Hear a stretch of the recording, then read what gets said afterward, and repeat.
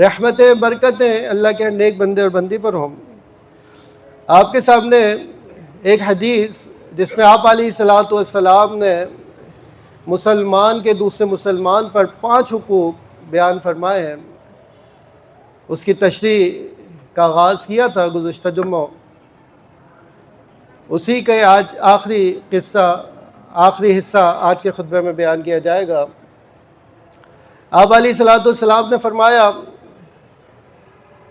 کہ حق المسلم علی المسلم 5، کہ ایک مسلمان کے دوسرے مسلمان پر 5 حقوق ہیں۔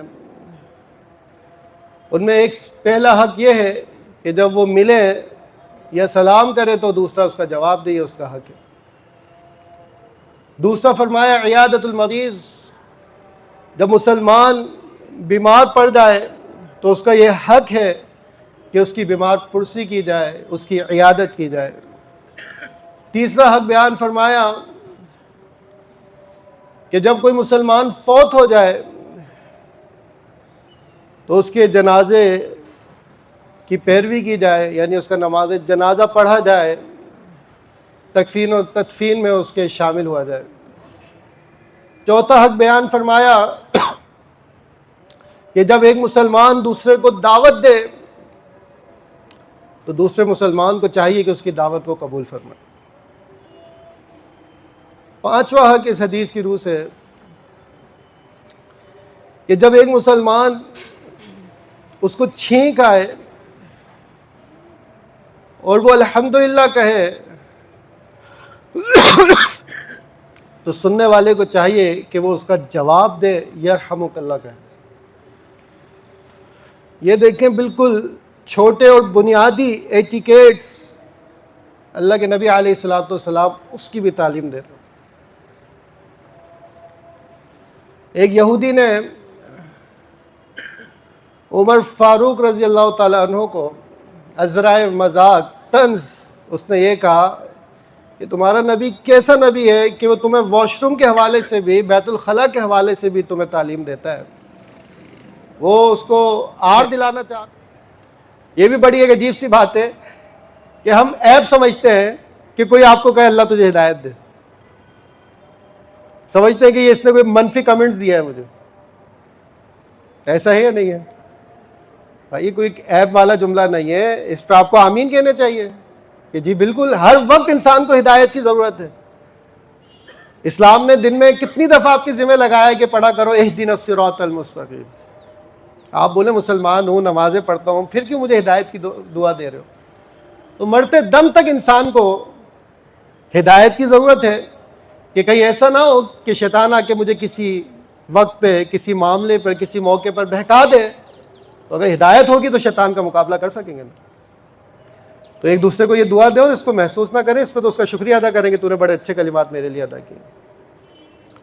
تو فرمایا کہ جس کو چھینک آئے اور جب اس کو جواب دیا جائے تو وہ اس کو اب سامنے والے کو جس نے اس کو دعا دیا اس کے لیے دعا کرے یہدیکم اللہ، اللہ تجھے ہدایت دے، ویصلح بالکم، یا اس کا ایک اور ترجمہ کر لیں کہ اللہ تجھے ہدایت پر ہی رکھے، ویصلح بالکم، اور تیرے معاملات سدھار دے، بہتر کر دے۔ تو چھینک جو ہے یہ چستی اور ایکٹیو ہونے کی نشانی ہے، اور اس کی نسبت جمائی جو ہے یہ سستی اور کاہلی کی علامت ہے۔ اللہ کے نبی علیہ الصلوۃ والسلام نے فرمایا کہ چھینک مارنے والا عاطس جو ہے اس کو اللہ رب العزت پسند کرتا ہے، اور یہ جمائی جو ہے یہ اللہ رب العزت کو پسند نہیں ہے، ناپسند ہے اللہ کے نزدیک کہ انسان جمائی لے۔ فرمایا آپ علیہ الصلوۃ والسلام نے ان اللہ یحب العطاس، اللہ رب العزت پسند کرتا ہے چھینک کو، وَيَكْرَهُ، اور ناپسند کرتا ہے التَّثَاؤُب، جمائی لینے کو۔ جمائی والا عمل اللہ کو ناپسند ہے اور چھینک والا عمل اللہ کو پسندیدہ ہے۔ پھر آگے فرمایا فَإِذَا عَطَسَ أَحَدُكُمْ فَحَمِدَ اللَّهُ، پر جب تم میں سے کوئی چھینک مارے اور اللہ کی حمد بیان کرے، اللہ کی تعریف بیان کرے، فَحَقٌّ عَلَى كُلِّ مُسْلِمٍ، سمعہ، تو ہر اس مسلمان پر یہ حق ہے جو بھی اس کے الحمدللہ کو سنے، اس پر یہ حق ہے کہ وہ ان یشمتہ، کہ اس کو جواب میں یرحمک اللہ کہے. یہ اس کا حق ہے دوسرے مسلمان کا. تو یہ جواب دینا، جب کوئی چھینک مارے تو وہ الحمدللہ کہے. تو میں نے آپ کے سامنے ایک بات رکھی کہ جب چھینک آئے تو اگر آپ کو پتہ ہے کہ الحمدللہ کہنا ہے تو تھوڑا سا اونچا کہیں تاکہ دوسرا سنے اور وہ جواب میں پھر آپ کو یرحمک اللہ کہے. یا آپ اس کو تعلیم دیں اپنے کولیگس کو کہ مجھے چھینک آئی اور میں نے الحمدللہ پڑھا تو تم پر یہ لازم ہے، تمہارا میرا یہ حق ہے کہ تم مجھے یرحمک اللہ کہو. اسی طریقے سے آپ کی تبلیغ دعوت بھی ہو جائے گی اور اس کو بات بھی سمجھ میں آ جائے گی انشاءاللہ. پھر فرمایا وَأَمَّا التَّثَاؤُبُ، اور جمائی لینا جو ہے فَإِنَّمَا هُوَ مِنَ الشَّيْطَانِ، تو وہ شیطان کی طرف سے ہے. یہ سستی اور کاہلی اللہ کو پسند نہیں ہے کہ بندہ مومن کے اندر سستی اور کاہلی ہو، اور یہ شیطانی عمل ہے، شیطان کی طرف سے کہ بندہ کو جمائی آتی ہے. جمائی آنا ایک فطری عمل ہے، لیکن اس کا حل اللہ کے نبی علیہ الصلوۃ والسلام نے فرمایا کہ جب تم میں سے کسی کو جمائی آئے تو وہ جمائی شیطان کی طرف سے اللہ کو ناپسند ہے، تو تم نے کیا کرنا ہے فَلْيَرُدَّهُ، بس اس کو روکو، مَسْتَطَاعَ، جتنی تمہاری استطاعت ہے اس کے مطابق اس کو جمائی کو روکنے کی کوشش کرو. یا ہم الٹا کرتے ہیں، چھینک آتی ہے تو ہم اس کو کوشش کرتے ہیں کہ روک لیں، اور جمائی آتی ہے تو اس کو کھلی وسعت کے ساتھ، آواز کے ساتھ باقاعدہ اس کو جمائی کو انجوائے کرتے ہیں. اب علیہ الصلوۃ والسلام نے آگے فرمایا فَإِذَا قَالَ، جب یہ جمائی لینے والا کہتا ہے ہاں، وہ جو ایک مخصوص آواز نکلتی ہے جمائی لیتے وقت، کہ جب بندہ ہاں کر کے آواز نکالتا ہے ضحک منہ الشیطان، تو شیطان اس پر ہنستا ہے. تو دیکھ لیں ہم میں سے کون کون شیطان کے لیے انجوائمنٹ کا سبب بنا ہوا ہے. تو شیطان کو خوش نہیں کرنا، جمائی کو جتنا روک سکتے ہیں اس کو روکیں، ہاتھ لگائیں، منہ کو بند کریں، یہ آواز نہ نکالیں. یہ شیطان کی پسندیدہ آواز، وہ ہنستا ہے آپ کے اوپر جب آپ جمائی لیتے وقت ہاں کی آواز نکالتے ہیں. تو یہ ایک حق جو ان 5 میں سے ہے جو اس حدیث کے مطابق تھا. میں نے آپ کے سامنے ذکر کیا تھا کہ ایک حدیث کے مطابق 6 حقوق بھی ہیں، تو وہ 6واں حق بھی میں یہاں مینشن کرنا چاہوں گا. وہ 6واں حق یہ ہے کہ بندہ اپنے لیے جو پسند کرتا ہے وہ اپنے دوسرے مسلمان کے لیے بھی پسند کرے. وَيُحِبُّ لَهُ مَا يُحِبُّ لِنَفْسِهِ، یہ مسلمان کا حق ہے کہ وہ دوسرے مسلمان کے لیے وہ چیز پسند کرے ما يحب لنفسه، جو وہ اپنے نفس کے لیے، اپنے آپ کے لیے پسند کرتا ہے. یعنی اس میں میں یہ کہوں گا کہ جتنی اس کی استطاعت ہے کہ وہ وہی چیز دوسرے کو مہیا کرے، چیز ہو یا کام ہو یا کوئی بات ہو، جو اپنے لیے پسند کرتا ہے وہ دوسرے کے لیے بھی کرے.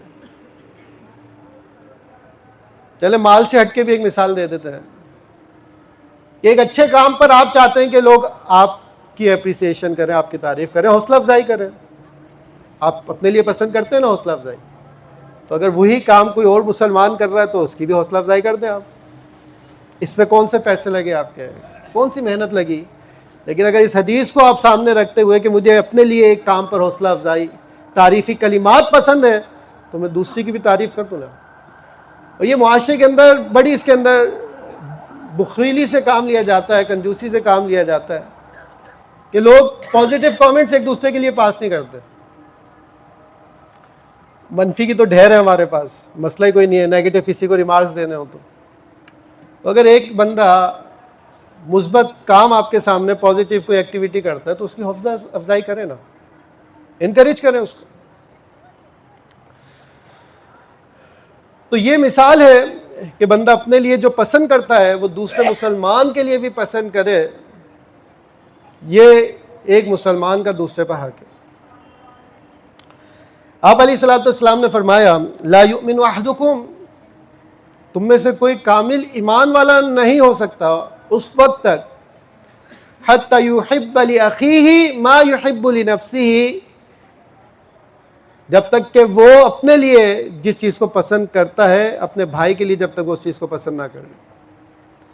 جب تک اپنے مسلمان بھائی کے لیے وہ چیز پسند نہ کرے جو اپنے آپ کے لیے کرتا ہے، تب میں سے کوئی کامل ایمان والا تب تک کوئی شخص نہیں ہو سکتا۔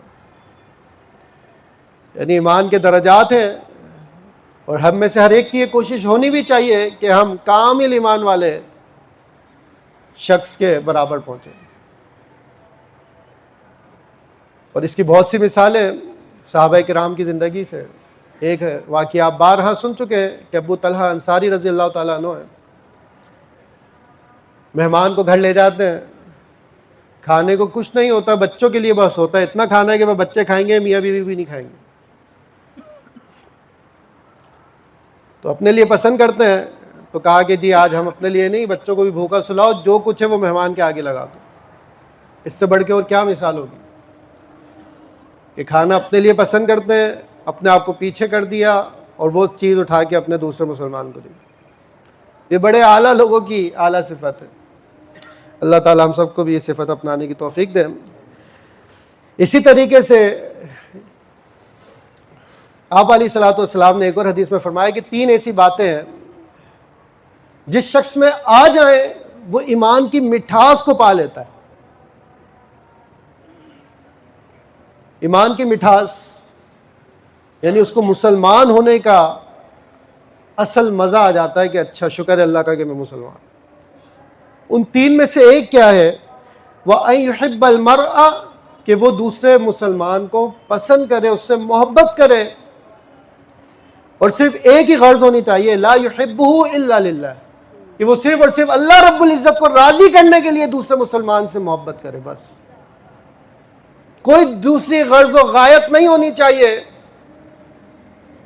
کوئی اور پرپس، کوئی اور کاز نہیں ہونا چاہیے، صرف ایک ہونا چاہیے، اور وہ کیا ہے کہ اللہ کی رضا کے لیے کہ میرا مسلمان بھائی ہے، نیک بندہ ہے، نمازی ہے، سچ بولنے والا ہے، فلاں فلاں اس کے اندر صفات ہیں، اس وجہ سے میں اس سے محبت کرتا ہوں۔ تو جو شخص اس وجہ سے دوسرے مسلمان سے محبت کرتا ہے کہ اللہ راضی ہو جائے،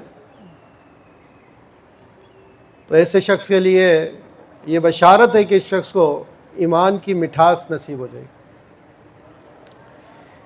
تو یہ چھٹا حق تھا کہ ایک بندہ دوسرے مسلمان سے محبت کرے، اس کے لیے وہ چیز پسند کرے جو اپنے نفس کے لیے پسند کرتا ہے۔ اس حدیث سے ہٹ کے ایک اور حق ہے جو دیگر احادیث کے اندر آیا ہے، اور وہ ہے دوسرے مسلمان کے مال، عزت کی حفاظت کرنا، جان، مال اور عزت کی۔ یہ بھی حق ہے دوسرے مسلمان کا کہ آپ کی طرف سے دوسرے مسلمان کی جان، اس کا مال اور اس کی عزت محفوظ رہے۔ یہ تو میک شور ہے کہ دوسرے مسلمان کی جان مجھ سے محفوظ ہے، میں اپنے معاشرے کی بات کروں، لیکن کیا اس کا مال اور اس کی عزت مجھ سے محفوظ ہے؟ یہ ایک سوال ہم میں سے ہر ایک کو اپنے آپ سے کرنا چاہیے، اور بڑی گہرائی سے مثالیں دے کے اللہ کے نبی علیہ الصلوۃ والسلام نے اس چیز کا احساس دلایا، ترغیب دی کہ دوسرے مسلمان کی جان، اس کا مال، اس کی عزت حرام ہے تمہارے اوپر، ناحق نہیں لے سکتے۔ حجۃ الوداع کا موقع ہے، آپ علیہ الصلوۃ والسلام نے حج کا خطبہ دے رہے ہیں، اور لوگوں سے پوچھا خطبے کے دوران، لوگوں یہ بتاؤ ای شہر ھذا، ای شہر ھذا، یہ بتاؤ کہ یہ کون سا مہینہ ہے؟ صحابہ کہتے ہیں ہم نے کہا اللہ و رسول عالم، اللہ اور اس کا رسول بہتر جانتا ہے کہ کون سا مہینہ ہے۔ ان کی مراد یہ تھی کہ اگر اللہ کے نبی نام بدلنا چاہتے ہیں تو بدل دیں گے۔ اللہ کے نبی علیہ الصلوۃ والسلام خاموش ہو گئے، یہاں تک کہ یہ گمان ہونے لگا کہ اللہ کے نبی نام بدل دیں گے۔ پھر پوچھا کہ یہ بتاؤ کہ یہ شہر کون سا ہے؟ انہوں نے پھر یہی جواب دیا کہ اللہ اور اس کا رسول بہتر جانتا ہے۔ اللہ کے نبی خاموش ہو گئے. ان لوگوں کو یہ محسوس ہوا کہ ممکن ہے اللہ کے نبی اب اس کا نام بدل دیں گے. اور مراد کون سا شہر تھا؟ مکہ تھا. مہینے سے مراد کیا تھا؟ ذوالحجہ تھا، حج کا مہینہ تھا. تیسرا سوال کیا فَأَيُّ يَوْمٍ هَذَا، یہ بتاؤ کہ آج کون سا دن ہے. صحابہ نے پھر وہی جواب دیا کہ اللہ اور اس کا رسول بہتر جانتا ہے. اللہ کے نبی خاموش ہو گئے. صحابہ کو گمان ہوا کہ یہ شاید نام بدل دیں گے. وہ یوم النہر تھا، 10 تاریخ تھی ذوالحجہ کی. پھر اللہ کے نبی علیہ الصلوۃ والسلام نے فرمایا فَإِنَّ اللَّهَ حَرَّمَ عَلَيْكُمْ، پس بے شک اللہ تعالیٰ نے حرام کر دیا ہے تمہارے اوپر دماءکم، تمہارا خون. ایک دوسرے کو تم قتل نہیں کر سکتے. وَأَمْوَالَكُمْ، اور اللہ نے ایک دوسرے کا مال تمہارے اوپر حرام کر دیا، ناحق نہیں لے سکتے تم کسی سے مال. وَأَعْرَاضَكُمْ، اور اسی طریقے سے تمہاری عزت ایک دوسرے کے اوپر حرام کر دی ہے. کَحُرْمَتِ يَوْمِكُمْ هَذَا، جیسے کہ یہ عزت والا حرمت والا دن ہے آج کا، یوم النہر کا. فی شہرکم ھذا، جیسے کہ شہر مکہ، اس کی حرمت، اس کی عزت ہے. وفی بلدکم ھذا، اس شہر کی طرح، ذوالحجہ کی طرح، جیسے ذوالحجہ حرمت والا عزت والا مہینہ ہے، اور جیسے کہ یہ شہر مکہ عزت والا حرمت والا، اسی طریقے سے ایک دوسرے کی مال جان، اس کی عزت تمہارے اوپر حرام ہے. جیسے تم شہر مکہ کی عزت کرتے ہو، جیسے تم ذوالحجہ کے مہینے کی عزت کرتے ہو، جیسے تم یوم النہر عید کے دن کی، قربانی کے دن کی عزت احترام کرتے ہو، اسی طریقے سے ایک دوسرے کی جان، ایک دوسرے کی مال، ایک دوسرے کی عزت کا اس طریقے سے احترام کرنا ہے تمہیں. تو ایک مسلمان کا دوسرے مسلمان پر حق ہے کہ وہ اس کے مال، اس کی جان اور اس کی عزت کی حفاظت کرے. میں نے مثال دی کہ ٹھیک ہے، میری آپ سے، آپ کی میری جان کی ایک دوسرے کی حفاظت ہے، لیکن کیا ایک دوسرے کی مال کو ہم حرام سمجھتے ہیں، ناجائز لینا؟ یعنی یہ جو اسنیچنگ ہو رہی ہے، یہ جو ڈکیتی ہو رہی ہے، کرنے والے اکثر مسلمان ہی ہیں نا. اور جس سے مال چھین رہے ہیں وہ کون ہے؟ وہ بھی مسلمان ہے. بھائی مسلمان نہ بھی ہو، اگر کوئی کافر بھی ہے اور ذمہ ہے آپ کا، تو اس سے بھی آپ ایسے تو مال نہیں چھین سکتے، وہ بھی حرام ہے آپ کے لیے. اور اسی طریقے سے اگر عزت کی بات کی جائے تو جو غیبت ہے، اس سے بڑھ کے دوسرے کی عزت پہ ڈاکہ ڈالنا کیا ہوگا؟ کہ وہ شخص آپ کے درمیان موجود نہیں ہے اور آپ دبا کے اس کے بارے میں برائیاں کر رہے ہیں.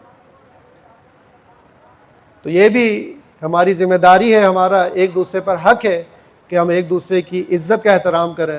کوئی اگر میری برائی آپ کے سامنے کر رہا ہے تو آپ دفاع کریں، کوئی آپ کی کرے میں دفاع کروں، مثبت پہلو سامنے رکھیں گے. یار تو اس کے بارے میں یہ کہہ رہا ہے تو یہ بھی تو ریزن ہو سکتا ہے نا، اس ریزن سے، اس زاویے سے، اس پوائنٹ آف ویو سے کیوں نہیں دیکھتا تو اس بات کو،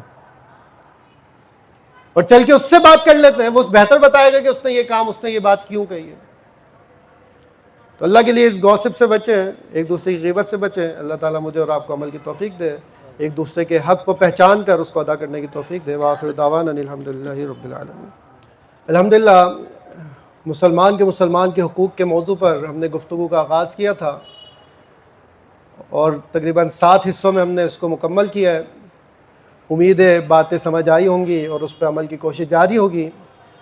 اور یہ انشاءاللہ اللہ کی توفیق کے ساتھ ہی ممکن ہوتا ہے کہ باتیں تو ہم بہت کچھ سنتے ہیں سوشل میڈیاز پہ، ہم اچھے اچھے کلپس بھی دیکھتے ہیں اور ساری چیزیں ہیں، لیکن عمل کے لیے ہمیں اللہ تعالیٰ سے توفیق مانگنی چاہیے.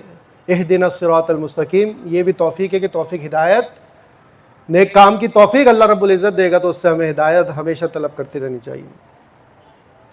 مسجد کا کام آپ کے سامنے جاری ہے، احباب اس میں الحمدللہ تعاون کر رہے ہیں، پیچھے بھائی موجود ہیں، تو آپ سب سے گزارش ہے کہ بھرپور تعاون کریں. آپ علیہ الصلوۃ والسلام نے فرمایا کہ انسان کے لیے، انسان مال کرتا ہے کہ میرا مال زیادہ ہو جائے، ٹرپل ہو جائے، بڑھ جائے، لیکن حقیقت یہ ہے کہ صرف 3 قسم کا مال اس کا ہے. ما اکلا، جو اس نے کھا لیا، ہضم کر لیا، ما لبسا، جو اس نے پہن کر بوسیدہ کر دیا، اور جو اس نے صدقہ کر کے آخرت کے لیے جمع کر دیا. بس یہ 3 قسم کے مال اس کے، اور حقیقت یہی ہے بالکل. 1 کروڑ آپ پیچھے چھوڑ گئے تو وہ آپ کا تو نہیں ہے. اب کسی نے مثال دی کہ بڑی محبت کرنے والے آپ کے ہاتھ سے انگوٹھی خود اتار رہے ہوں گے, نہیں جانے دیں گے قبر میں انگوٹھی بھی آپ کے ساتھ.